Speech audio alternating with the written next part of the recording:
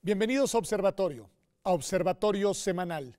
El día de hoy vamos a hablar de procuración de justicia, vamos a hablar de la ausencia de un modelo nacional de procuración, vamos a hablar de la Fiscalía General, vamos a hablar de una consulta nacional que organizaron 3 instituciones académicas, el CIDE, el INACIPE y el Instituto de Investigaciones Jurídicas, bajo el lema Construyamos Justicia. Y te preguntaría, Roberto, ¿cuál es el origen y cuál es el sentido de esta iniciativa que acaba de presentar su informe final hace un par de semanas? Pues primeramente, muchísimas gracias, Pedro, por la invitación. Es un placer poder compartir la mesa con los dos. En efecto, el día 25 de octubre se presentó el informe ejecutivo de esa consulta nacional sobre el modelo de procuración de justicia que, como bien dices, corrió bajo el lema de Construyamos Justicia.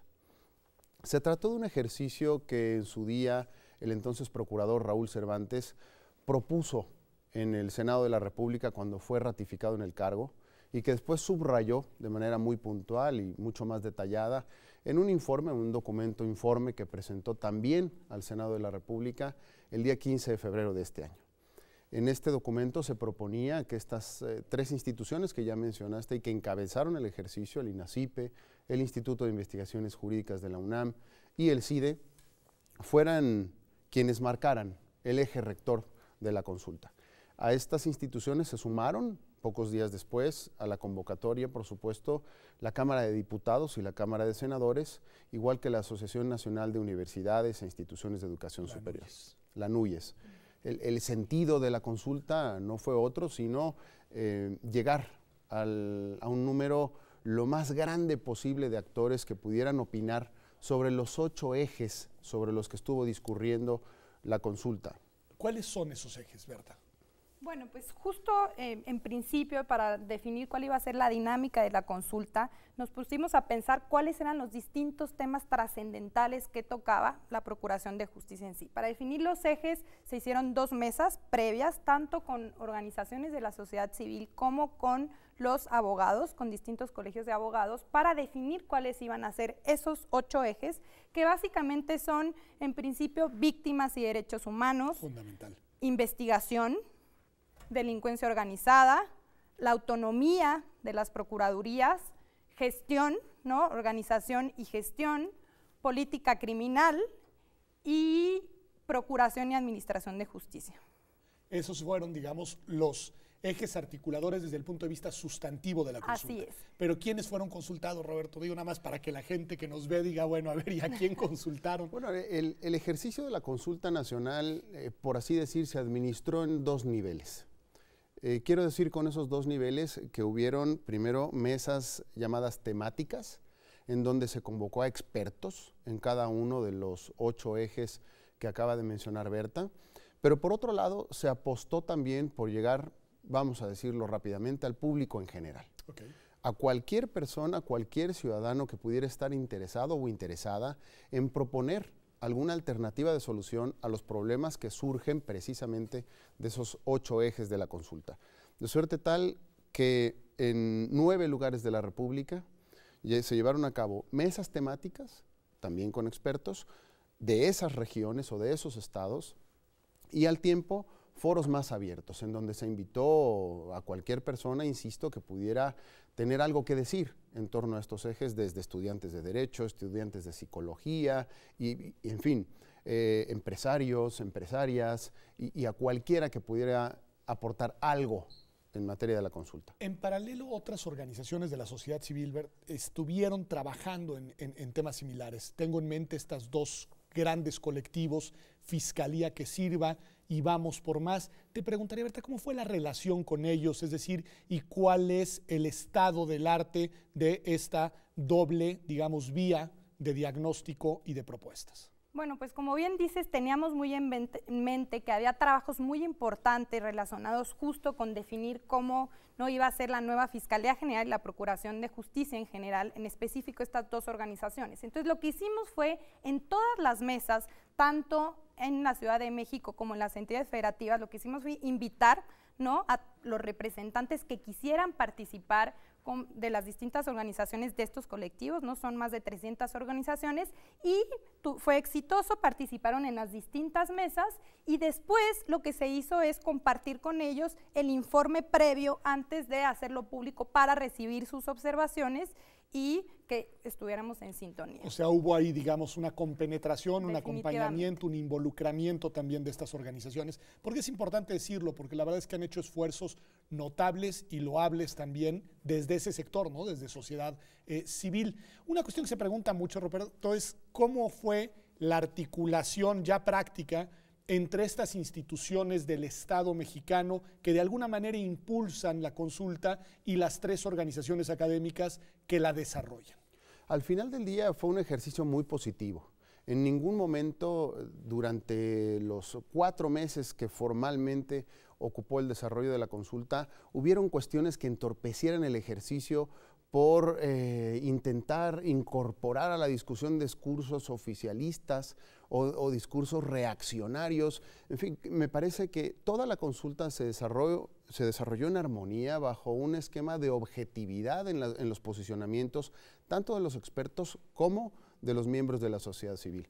Por supuesto que estos 2 colectivos que ya se han referido fueron invitados a participar en la consulta y al final del día sabemos que entre el documento que produjeron tanto Fiscalía que Sirva como Vamos por Más y el que se produjo por parte de la Consulta Nacional, hay más coincidencias que disensos. Que ahora le dedicaremos un bloque o incluso 2 a desmenuzar ese documento, tanto en lo que hace a su dimensión de diagnóstico como en lo que se refiere a la dimensión quizá más importante de las propuestas. Pero te preguntaría, Berta, una cuestión que tiene que ver con la coyuntura. Bueno, nos dice Roberto Ochoa, 4 meses se lleva a cabo y el último tramo es un poco accidentado, es decir, un poco accidentado desde el punto de vista de los cambios en las instituciones.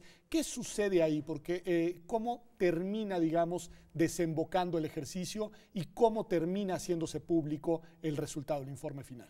Bueno, pues primero teníamos toda la coyuntura en relación a la discusión sobre el 102 constitucional, ¿no?, las discusiones que se dieron en el Congreso y todo lo relacionado con esto.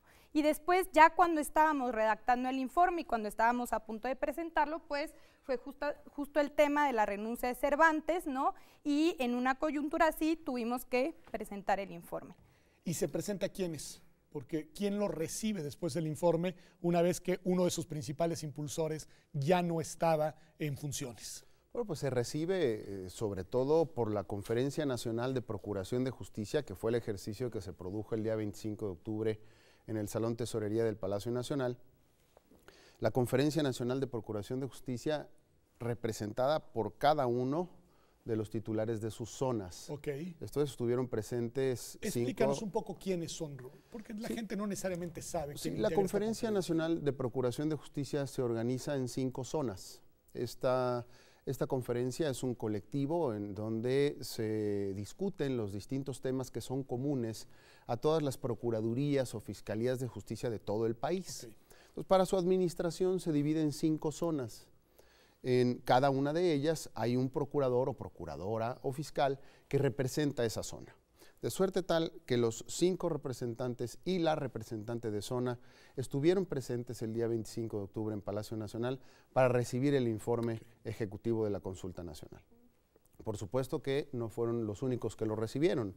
También estuvieron representados los gremios de los empresarios, estuvo también el presidente de la Comisión Nacional de los Derechos Humanos, estuvo también el Comisionado Nacional de Seguridad, y en fin, la representación propia del Poder Judicial de la Federación, todos aquellos actores que de manera directa o indirecta pueden tomar alguna decisión frente al desarrollo de las conclusiones y recomendaciones del informe ejecutivo. Algunas personas han cuestionado, Berta, te preguntaría tu opinión, y es simplemente una opinión, el hecho de que a pesar de haber sido impulsores originarios, como lo decía el doctor Ochoa, no hubieran estado presentes el día de la presentación del informe los representantes, ningún representante oficial, ni de la Cámara de Diputados, ni de la Cámara de Senadores. ¿Cuál es tu valoración de esa situación? La verdad es que yo, como parte de la organización de la consulta, ese fue una sorpresa, ¿no? Definitivamente uno de los receptores más importantes del informe eran no nada más la conferencia de procuración, sino justamente el Senado y la Cámara de Diputados, y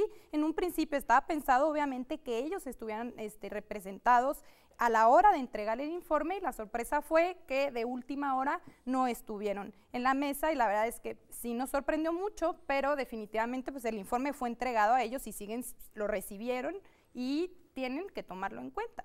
Eso porque es justamente ellas formaron parte importante del ejercicio. Y yo ahí sería, la última cosa que les preguntaría en este bloque, que es, ¿qué seguiría? Es decir, se presenta este informe y nos dice, Berta, creo que con razón, bueno, los legisladores ya lo recibieron, aunque no estuvieron presentes, y deben tomarlo en cuenta. ¿Cuál es la vía por la cual un informe de esta naturaleza ahora debería comenzar a procesarse? Bueno, a mí me parece que hay varias vías.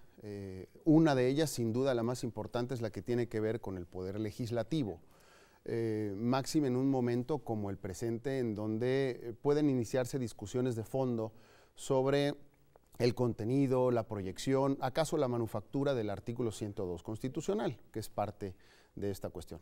Pero, como decía, creo que hay varias vías en donde podemos ir, dicho de esta manera, desdoblando el ejercicio. Desdoblándolo a modo de tomar decisiones en el corto, en el mediano y en el largo plazo, para que las recomendaciones de este informe ejecutivo puedan llegar a los operadores de las procuradurías y de las fiscalías. El mismo informe es puntual al decir que desde la Conferencia Nacional de Procuración de Justicia se pueden y deben tomar decisiones inmediatas para ir dándole cauce a los beneficios que promete el sistema de justicia penal acusatorio. Me parece muy bien. ¿Qué les parece si vamos a hacer una pausa y volvemos? Y lo primero que nos ofrecen al regreso después de un corte es el diagnóstico al que se llega, porque creo que es importante saber en dónde estamos parados en un tema tan delicado como el de Procuración de Justicia. Dentro de ese diagnóstico deberemos aludir a esta reforma que ya tuvo lugar en 2008 y que se está implementando en materia de justicia penal, para que quienes no somos expertos en este tema podamos entender pues cuál es, digamos, el sentido y cuál debería de ser la orientación del cambio institucional en el país en un tema tan importante como lo es el de la Procuración de Justicia, que, como usted sabe, tiene que ver con todo el ámbito del derecho penal en nuestro país. Regresamos a Observatorio Semanal.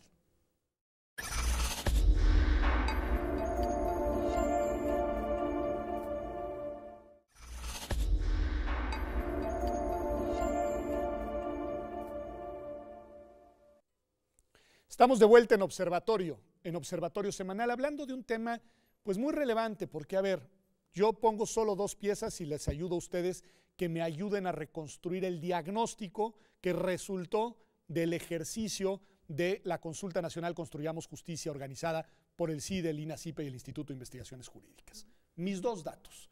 Uno, la tendencia en los índices delictivos en el país va a la alza de una manera alarmante, según los estudios e indicadores que hemos escuchado en las últimas semanas, con algunos además delitos particularmente sentidos, como lo es el homicidio, que tiene unas tasas, ¿no?, sin precedentes en la historia.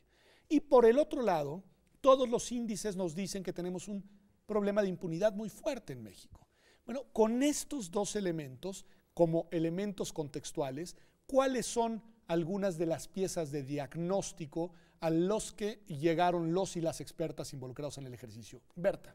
Bueno, en principio lo que hay que aclarar es, ¿no?, la diferencia justo con este ejercicio y cómo se relaciona esto con la reforma de 2008, que lo que hace es transformar el sistema de justicia penal en México, ¿no? Como todos sabemos, en 2008 se dio una reforma constitucional que obligó tanto a nivel federal como en las entidades federativas a transformar completamente, ¿no?, la forma en que se hace justicia. ¿Cómo? Es decir, ahora se implementó un sistema acusatorio en base a audiencias. ¿Cuál fue el problema? Y esa es una de las cuestiones que se identificó como parte de la consulta. El problema fue que las procuradurías, las cuales forman un papel y un rol fundamental dentro de este sistema de justicia penal acusatorio, todavía no se transforman en base a las necesidades del sistema de justicia penal acusatorio. Pero son temas distintos, es decir, el punto es que los modelos sobre los cuales funcionan las procuradurías todavía no se transforman de acuerdo a esas necesidades y sigue habiendo muchísimas prácticas que corresponden a un sistema anterior, lo que genera justamente que haya muchos problemas en relación a la investigación y al trabajo que realiza. A ver, esto me parece importantísimo. Entonces, lo que nos estás diciendo es aquella reforma que todos conocimos como de juicios orales de 2008, ahí sigue, está implementándose. Totalmente. Y digamos, esto que se hizo en este ejercicio no supone una revisión ni un cambiar lo que ya habíamos cambiado en 2008, Roberto. Lejos de eso. Lejos de eso. Vamos. Es que luego la gente decimos, bueno, Claro. acabamos de hacer la reforma y razón. ¿qué? ¿Acaso ya fracasó? Y entonces Y queremos otra y estamos proponiendo otra. No es así. Y el ejercicio de la consulta está orientado a plantear una nueva reforma. No, muy por el contrario. Me parece que si esto lo intentamos ver muy rápidamente a través de una línea del tiempo, esto es, ¿de dónde venimos y hacia dónde vamos? ¿Cuál es el siguiente paso? ¿Acaso sea en procuración de justicia? Venimos, en efecto, como dice Berta, de un esquema de pluralidad legislativa o pluralidad normativa en términos del derecho procesal penal. Esto es, pues que cada estado de la República, lo mismo que la Federación, tenía su código de procedimientos penales, que tenían cercanías y lejanías. La reforma del 2008 no se ocupó de unificar el proceso penal, originalmente. Se ocupó de implantar en la Constitución General de la República los principios desde los cuales se pudieran articular otras 33 leyes de procedimiento penal ajustadas a esos principios. Una presunción de inocencia más robusta, en fin, todos estos principios que nutren el que ahora denominamos rápida y genéricamente como debido proceso. Okay. Pero la idea de unificación procesal penal no estaba en el tintero, o cuando menos no estaba hasta donde yo sé, en la reforma del 2008. Eso se produjo hasta la reforma del 2013. Okay. Porque claro, en el ánimo de homologar las leyes de rito procesal penal a nivel nacional desde la Constitución, había más diferencias que cercanías, de suerte tal que se incorporó a las facultades del Congreso de la Unión la de emitir una ley única, un código nacional procesal penal. Ahí se unificó el proceso penal, ahora sí, ya hay una sola ley. ¿Eso qué quiere decir? Que los asuntos de carácter penal se administran, se gestionan y se resuelven conforme a una misma ley en todo el país.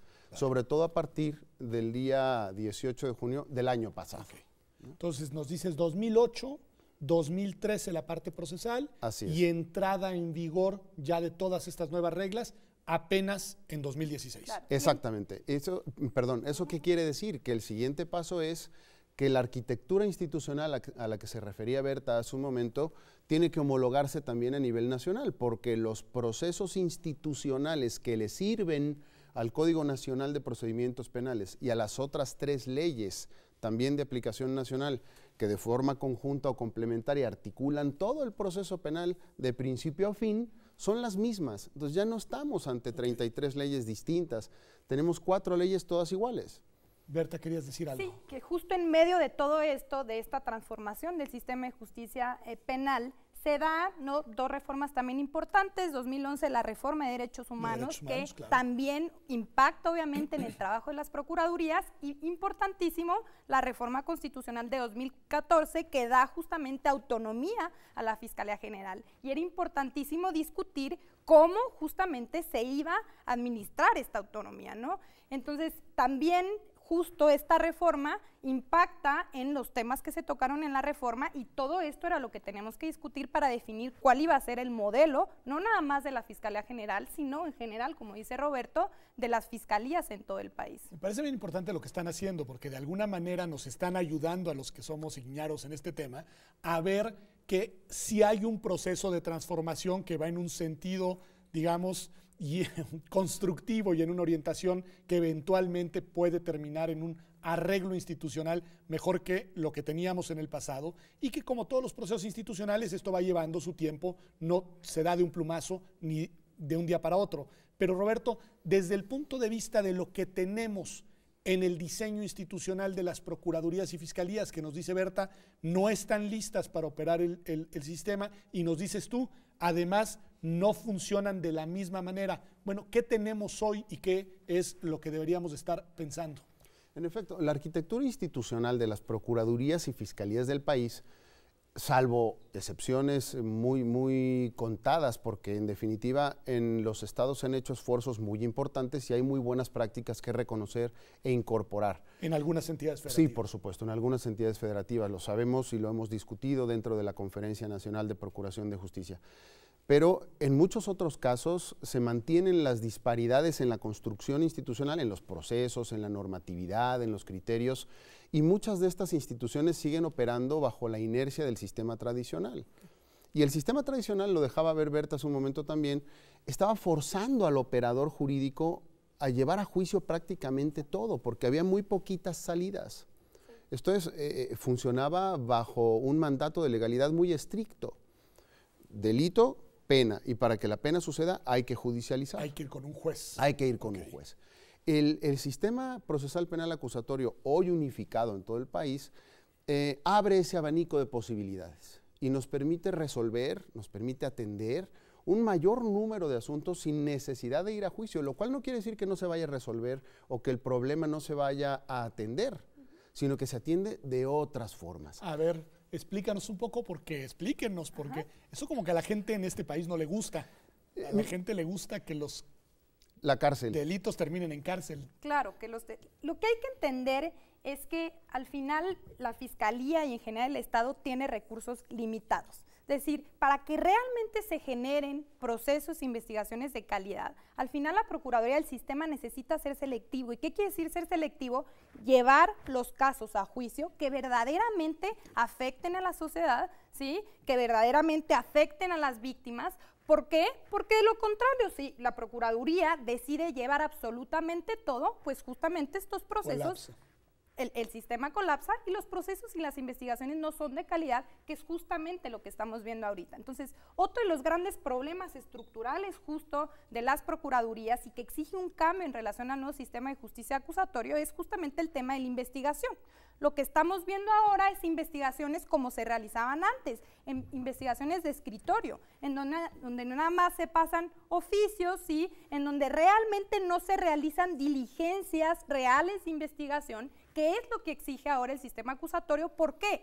Porque ahora realmente todas las pruebas que se van a llevar en un proceso van a tener valor hasta el juicio, ¿sí? Lo que quiere decir que al final el fiscal tiene que diseñar su caso desde un principio y no ir produciendo la prueba durante el proceso, sino hasta el final en juicio, y eso requiere de una dinámica muy distinta a la que teníamos antes y que no hemos logrado transformar en relación a la investigación. Eso además se traduce en un modelo de gestión. Okay.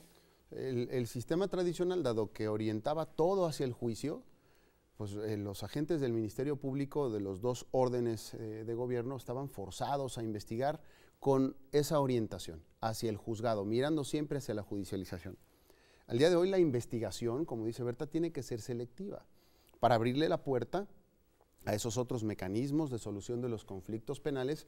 Que no van a ser cárcel. No son cárcel, pero son tan válidos como los que sí llegan a juicio y terminan con el encarcelamiento de una persona. Por ejemplo, los mecanismos alternativos de solución de controversias. El modelo de gestión de las procuradurías y fiscalías debe permitir el análisis temprano, la atención temprana de esos asuntos que pueden derivarse a mecanismos alternativos en donde la solución se da a través de mecanismos propios de la cultura de la paz y que están orientados por esa misma razón más hacia la reconstrucción del tejido social que al encarcelamiento de una persona, como era antes, ¿no? O sea, ahí lo que me están diciendo es que lo que deberían de aprender a hacer las procuradurías es a gestionar esta nueva manera de investigar solo aquello que debe investigarse para ir a juicio, decías, por la gravedad, por el daño que causa a la sociedad, y todo lo demás gestionarlo de otra manera en la que no quede impune, pero Exacto. que no necesariamente termine ante un tribunal y no necesariamente vaya orientado hacia el encarcelamiento de una persona. Sí, claro, siempre tomando en cuenta, por un lado, la opinión de las víctimas y por el otro lado, obviamente, la opinión del imputado. Es decir, en todos aquellos casos donde el imputado, a la persona que se está señalando como alguien que cometió un delito, si él quiere ir a juicio, siempre va a tener esa posibilidad.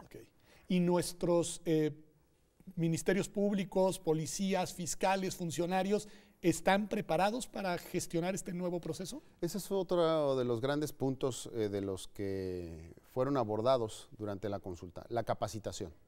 Ok. La reforma del 2008 marcó una temporalidad para iniciar de manera integral la operación del sistema de justicia bajo el paradigma del acusatorio. Esos 8 años sirvieron pues para capacitación, en algunos casos para especialización, que fueron los menos, pero sobre todo para preparar el terreno de lo que sería una nueva realidad procesal penal. Sin embargo, al día de hoy nos hemos dado cuenta que la capacitación sigue siendo uno de esos puntos sobre los que hay que insistir. Hay que impulsar no solamente un cambio en la manera de ver el proceso penal en términos de ley, sino también de entenderlo. Esa parte cultural que hay detrás de irnos un poco desprendiendo de la idea de que el derecho penal es igual a cárcel en todos los casos, es uno de los grandes puntos. Les propongo una cosa, porque nos llevas con esta reflexión hacia el filo de las propuestas. Es decir, ya más o menos tenemos el diagnóstico. Gracias porque nos lo han explicado muy bien a quienes no sabemos de estas cosas. Pero ahora, pues la consulta, decía Roberto, se traduce en una serie de recomendaciones. Pues vamos a un corte y veamos cuáles son, porque como usted puede ver, el tema es importante y la transformación institucional en ciernes también lo es. Regresamos a Observatorio Semanal.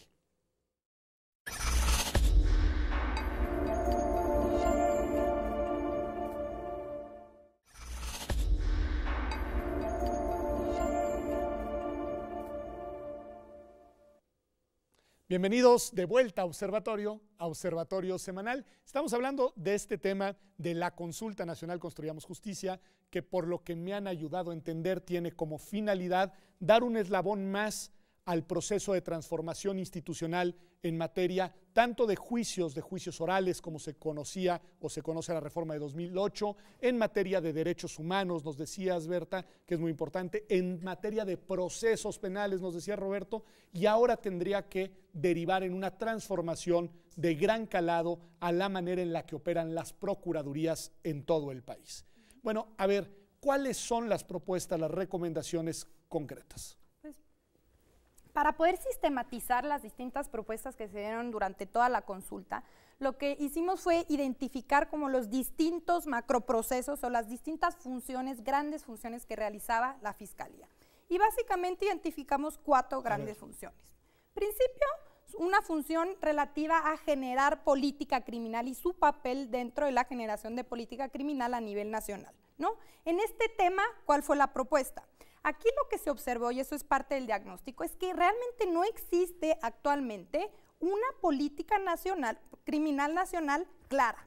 Y no está claro quién debe de coordinar, ¿no?, la labor de generar esa política nacional. Entonces, una de las propuestas fue que la institución clave para poder coordinar el diseño de la política criminal nacional es el Sistema Nacional de Seguridad, ¿no?, el cual se debería de llamar Sistema Nacional de Seguridad y Justicia Penal. Ok, entonces el primer tema, una ausencia de una política criminal nacional. Exacto. Que deberíamos de contar con ella y ya existe, digamos, una propuesta de quién sería la instancia coordinadora de este asunto. Claro, y en relación justo también en este macroproceso, ¿qué se dijo? La propuesta es, la labor de las fiscalías en este sentido tiene que ser, en principio, darle información al Sistema Nacional de Seguridad. ¿Para qué? Para que se genere esa política criminal que guía a todas las instituciones de seguridad, procuración, ¿sí?, y justicia, y también que ellos también generen sus propias políticas, ¿no?, sus planes de persecución en donde se defina claramente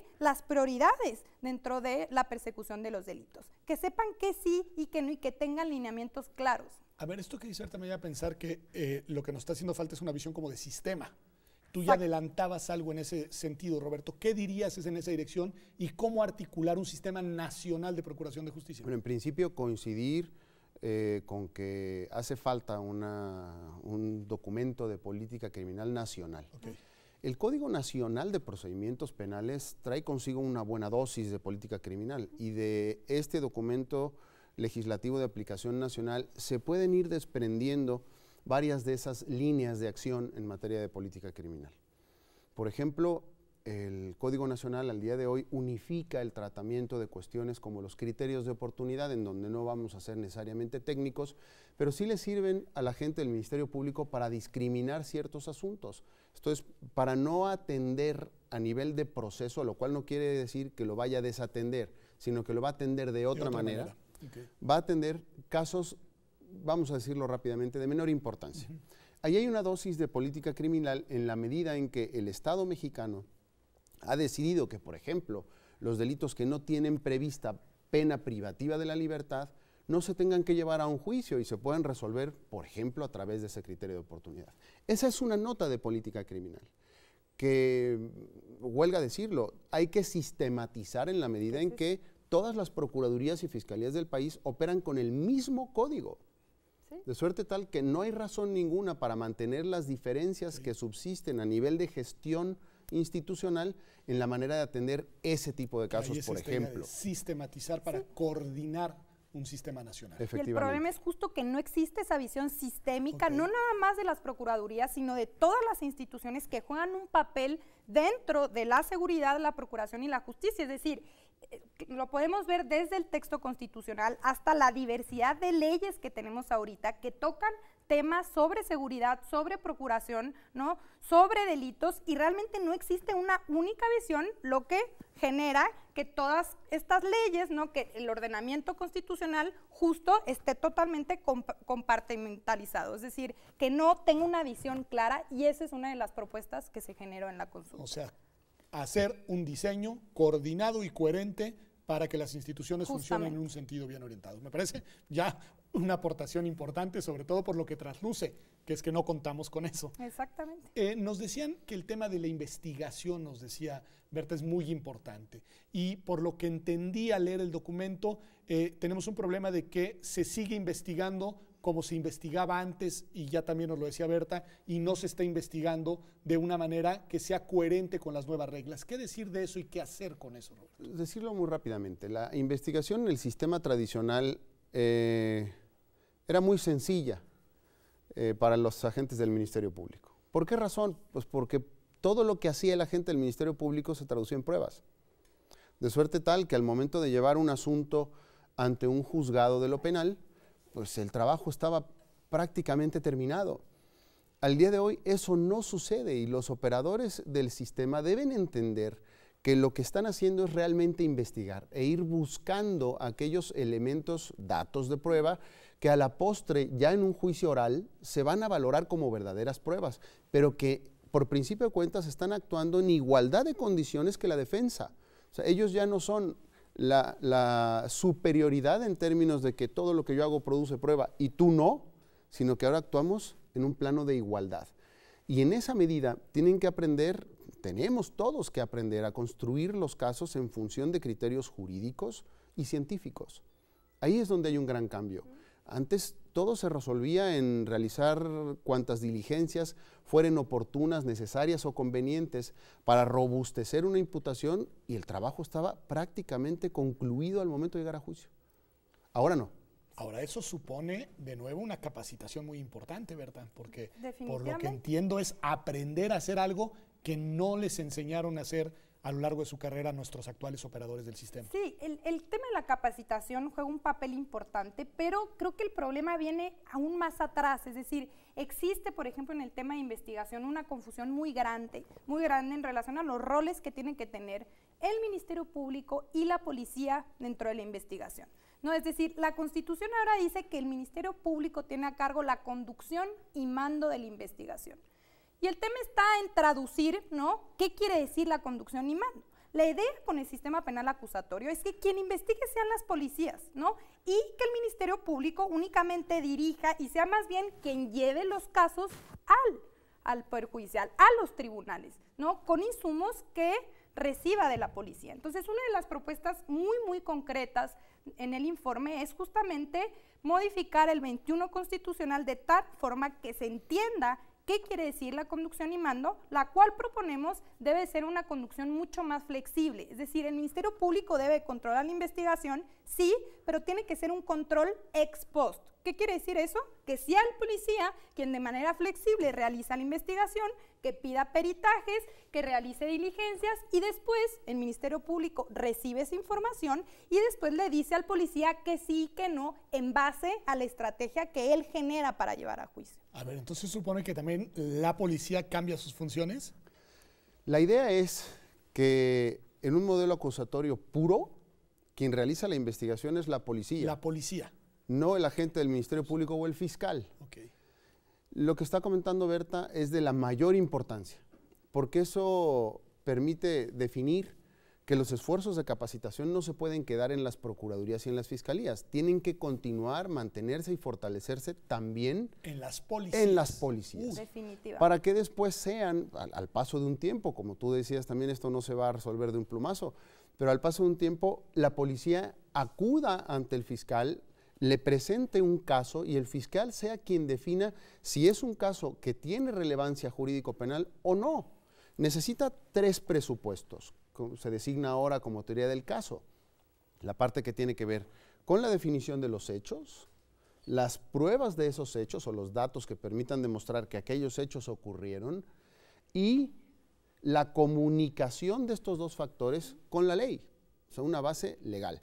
De lo contrario, los hechos con su soporte científico más o menos robusto sirven para hacer una muy buena novela, pero no un caso penal. Ok, tienen que ir de la mano de lo que la legislación va estableciendo. Y en ese sentido, el redactor del caso penal tiene que ser el agente del Ministerio Público, el fiscal. Lo cual le están dando un rol, por lo que entiendo, más relevante que el que tendría en el sistema anterior, ¿no? ¿Verdad? ¿A quién? Al fiscal. Al fiscal. Sí, es un rol muy distinto, es decir, ahora justo la idea es que el fiscal se vea más bien como un abogado, ¿no? Okay. Un abogado que lo va que a llevar hace, un caso. exacto, es llevar un caso a juicio, o llevar un caso a los, ¿no? Con las distintas etapas del proceso. Sí. Ya la policía, me preguntabas antes si cambia entonces el rol de la policía. Bueno, esa modificación ya se había hecho, ya se había pensado darle facultades justamente de investigación a la policía.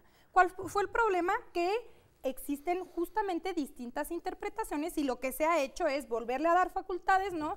La Corte ya interpretó el artículo 21 justo diciendo el control debe ser estricto, es decir, el MP tiene que autorizar cada una de las acciones que haga la policía. ¿Qué es lo que no necesitamos? ¿Qué es lo que no necesitamos? Porque ¿qué tenemos ahorita? Carpetas de investigación plagadas de oficio, ¿no? Buenísimo. En donde el MP le pide al policía, el policía le responde y son puras comunicaciones. Y ahí se queda el asunto. Exactamente. Esa es la reforma al 21 constitucional, pero vi que también proponen una reforma al 73 de la Constitución. ¿Por qué, Roberto? Bueno, el 73 por un punto que yo entiendo fundamental en términos de sistema de justicia penal, por decirlo lo más ampliamente posible, y que es para incorporar una facultad más al ámbito de las exclusivas del Congreso de la Unión para emitir una ley penal nacional. Un código penal único. Lo que se ha unificado ya, decíamos hace un rato, es la parte del proceso, el cómo llevamos los asuntos, cómo los resolvemos, cómo los gestionamos, cómo los atendemos, pero qué asuntos está todavía en manos de los congresos de los estados y del Congreso de la Unión. Esto es, seguimos en el terreno de la pluralidad normativa. O sea, entonces hay 33 códigos penales que señalan delitos y penas, todos ellos distintos. ¿O que un mismo delito puede tener una pena en un estado y otra pena en otro? Sin duda. El homicidio se castiga con una pena mayor o menor en Chihuahua con respecto a Sinaloa o Coahuila. Ok. Y ahora lo que se propone es que haya un solo código penal. Así es, así es. Además, me parece que el orden procesal penal lo necesita. Okay. Hay cuestiones como la que comentábamos hace un rato, la de los criterios de oportunidad, en donde se dice, se podrá aplicar este criterio para atender de forma diferente este asunto si el delito no tiene pena privativa de la libertad. Y en algunos estados la puede tener y en otros no. Exactamente. Claro, entonces, para saber cuáles no la tienen, tendríamos que revisar al día de hoy 33 realidades. Un código penal único fortalecería la interpretación de esa particular figura. Me parece importantísimo. Vamos a un corte porque el tiempo es tirano en televisión, pero sé que se proponen otras 2 reformas constitucionales. Usted, como yo, no sé exactamente qué es lo que quieren cambiarle al 102 constitucional y por qué se propone también cambiar el 116 constitucional, pero estoy seguro que Roberto y Berta nos lo explicarán ahora que regresemos aquí a Observatorio Semanal.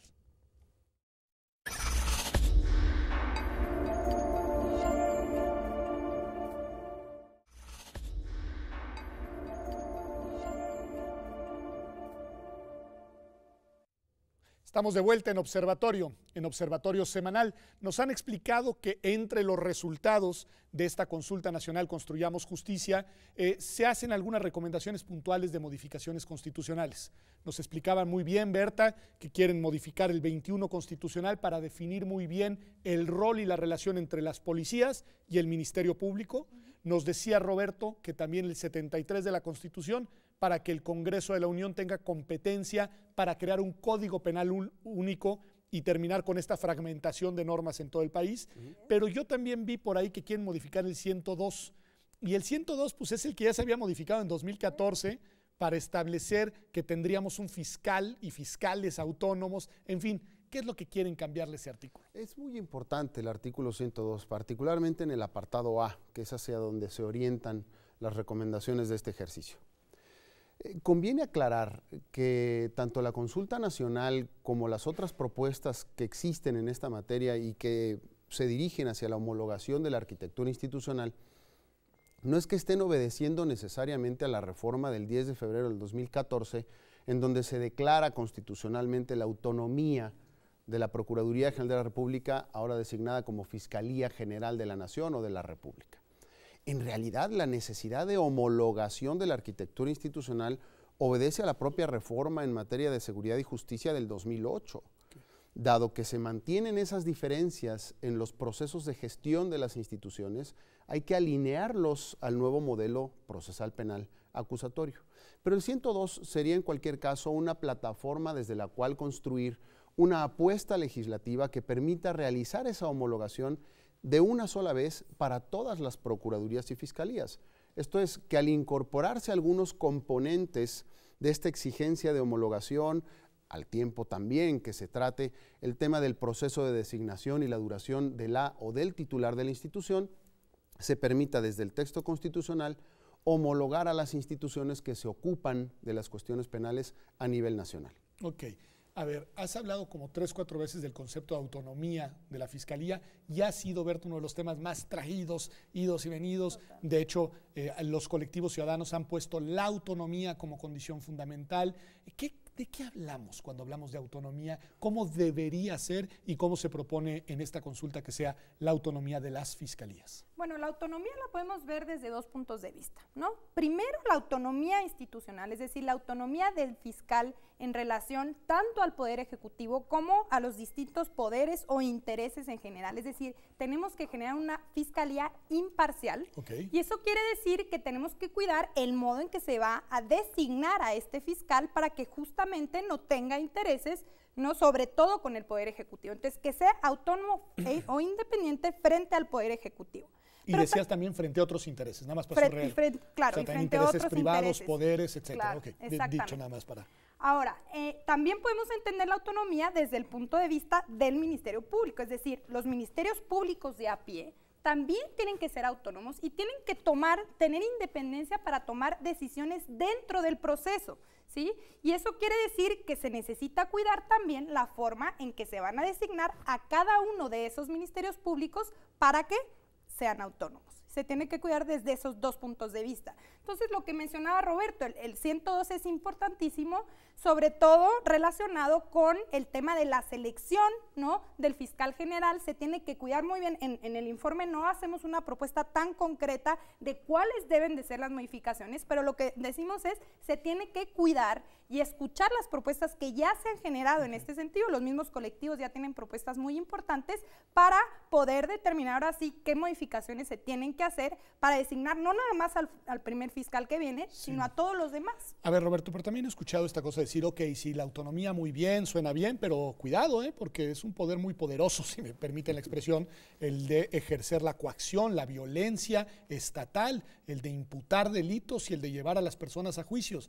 Es decir, ¿cómo lograr un equilibrio entre esta aspiración a la autonomía y al mismo tiempo una institución coherente con un Estado constitucional de derechos? Ahí creo que habría 2 puntos muy importantes. Lo primero, no se trata solo de una declaración de autonomía como tal, sino que se tienen que establecer también cuáles van a ser los controles internos y externos a la gestión de la Fiscalía.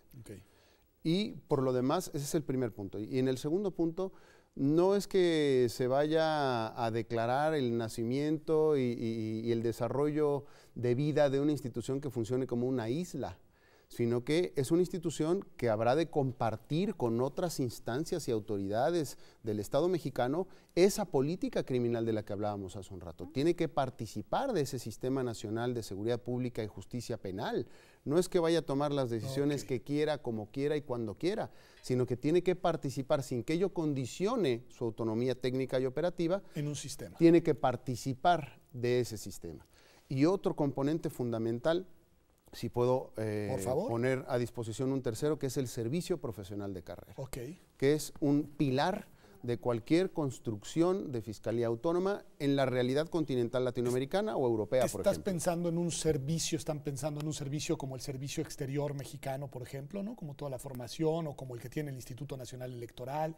¿Es ese tipo de cosas, sí? Exactamente, sí, justamente eso. El tema es que ahorita Roberto nos podrá dar, ¿no?, el dato específico, pero buena parte de los ministerios públicos, ¿sí?, la forma en que se seleccionan son seleccionados sin que pasen todo un proceso de evaluaciones, de exámenes, ¿sí?, en donde se defina cuáles deben de ser sus habilidades y cuáles no. Entonces, lo que tenemos que cuidar, que es parte del servicio de carrera, es, en principio, cómo los vamos a seleccionar esos fiscales, ¿no? Que realmente tengan condiciones de trabajo dignas también, ¿no? Y que realmente se garantice su permanencia justamente para que puedan ser autónomos en sus funciones. Importantísimo, el tema de la capacitación también está vinculado con el servicio de carrera. Se tiene que dar una capacitación continua y se tiene que evaluar cómo están trabajando. Entonces, esos son factores importantísimos dentro del servicio de carrera que están vinculados, como yo le decía, con el tema de la autonomía, pero de los ministerios públicos. Muy interesante. Por favor, Roberto. Es verdad que en ese sector hay mucho por hacer, pero desde la Procuraduría General de la República y también desde la Conferencia Nacional de Procuración de Justicia se están impulsando acciones tendentes a fortalecer el servicio de carrera. Por ejemplo, las convocatorias para la incorporación de agentes del Ministerio Público de la Federación o de policías o agentes federales de investigación o peritos técnicos y profesionales ya son más rigurosas. El mantenimiento, por ejemplo, de la designación especial como agente del Ministerio Público de la Federación requiere de una evaluación para poderlo mantener, cosa que antes no sucedía, suponía solamente una renovación. Ahora hay que realizar una evaluación. O sea que ya se ha ido orientando en esa dirección algún primer esfuerzo. Caminando en ese sentido para que no solamente la convocatoria, el ingreso y la permanencia sean sólidos, sino que también se diseñe un esquema de estímulos, de recompensas y de ascensos que hagan atractivo el servicio de carrera de Procuración de Justicia para los mejores perfiles. Me parece muy importante. También se habla, nada más un minuto, díganos, de otro cuarto artículo constitucional, el 116. ¿Ese por qué se propone modificarlo? Bueno, ya habíamos dicho que justamente uno de los problemas que se identificaron fue el tema de política criminal. Había mencionado que la institución que identificamos, sobre todo por el marco constitucional actual que tenemos, que debería de realizar la labor de coordinación de la política criminal nacional, es el Sistema Nacional de Seguridad. Entonces, la modificación que se propone es justo darle facultades concretas al Sistema Nacional de Seguridad para coordinar el diseño de la política criminal. Para hacerlo nacional completo. Y que se convierta en un Sistema Nacional de Seguridad y de Justicia Penal para tener esta, ¿no?, que forma parte de la visión sistémica que tenemos que tener. Que vale la pena mencionar que esto está relacionado con el tema de la autonomía porque justo el tema de la política criminal que diseñaría, ¿no?, o que coordinaría el Sistema Nacional sería un contrapeso bien importante a la autonomía de las fiscalías. Es un mecanismo de control en sí mismo. Claro, porque la Fiscalía General no puede, o las fiscalías en general no pueden hacer, ¿no?, lo que gusten y manden. Tienen que seguir ciertos lineamientos. ¿Quién va a marcar esos lineamientos? La política criminal nacional. Pues a ver, me parece importantísimo, me parece muy ambicioso, nada más que lo digo yo, no lo dicen ustedes, yo no veo las condiciones hoy políticas para las reformas constitucionales que se proponen. Pero nos decía Roberto, nada más para no irnos de aquí desangelados y desolados, nos decías que hay algunas decisiones que también están en el informe y que no pasan por reformas constitucionales que se podrían operar ya. Danos 2 ejemplos. Por supuesto, para no tener que esperar a los tiempos propios y a ciertos vaivenes que rodean y contextualizan las reformas constitucionales y legales, desde la Conferencia Nacional de Procuración de Justicia se están impulsando acciones de corto plazo para hacer realidad algunas de estas recomendaciones. Por ejemplo, estamos diseñando un plan rector de capacitación que por supuesto tendrá que guardar coherencia con los lineamientos que en ese sentido ha emitido el Secretariado Ejecutivo del Sistema Nacional de Seguridad Pública, pero que se ajuste en cualquier caso a las necesidades más apremiantes del sistema acusatorio dentro de las Procuradurías y Fiscalías. La Procuraduría General de la República realiza todos los años una encuesta diagnóstico de necesidades de capacitación. Vamos a procurar poner a consideración de la Conferencia Nacional de Procuración de Justicia un plan rector en ese sentido que recoja las necesidades de todos y cada una de las regiones de la conferencia y no solo las que tengan que ver con la Procuraduría General de la República, para guardar también esa línea de comunicación con un sistema nacional de procuración de justicia y no se hable solamente de la Procuraduría General de la República como si fuera la única que requiere cambiar. Francamente, requieren cambiar todas las instituciones de procuración de justicia. Berta, te va a tocar cerrar el programa. Ibas a decir algo, pero nos quedan muy pocos minutos. Te voy a hacer una pregunta. ¿Qué, después de todo esto que explicas, qué lectura te da? ¿Qué te genera, digamos, el hecho de que hoy no tengamos ni Procurador General de la República o Procuradora, ni Fiscal Anticorrupción, ni Fiscal especializado en delitos electorales, con todo esto que nos han dicho hoy, el día de hoy? La verdad es que a mí, y yo creo que a muchos de nosotros, nos genera bastante incertidumbre, ¿sí? Y por eso creo que justo las propuestas que se generaron con esta consulta, en base a un panorama como el que tenemos ahorita, que de cierta forma da la oportunidad de que realmente se generen cambios. ¿Por qué? Porque eso va a obligar a las instituciones a empezar a trabajar en esto, ¿no? Si ya tuviéramos todos los fiscales nombrados, si ya todo el mundo no durmiendo en sus laureles, sería muy difícil que estos temas se impulsaran. Tienen que involucrarse con el tema político y por eso creo que un panorama así, aunque realmente genere incertidumbre, nos va a permitir realmente que estas propuestas que se generaron se implementen. Pues ahí tiene usted. A pesar de los pesares, esta situación, y yo coincido con Berta, puede ser en verdad una oportunidad para una transformación institucional de gran calado en un tema tan relevante como lo es la Procuración de Justicia, no solo para México, sino para cualquier Estado constitucional que pretenda ostentarse con ese nombre. Gracias por habernos acompañado, gracias por haber estado el día de hoy con nosotros. Gracias, Nos vemos en TV UNAM, como todas las semanas, el próximo domingo aquí, en Observatorio Semanal.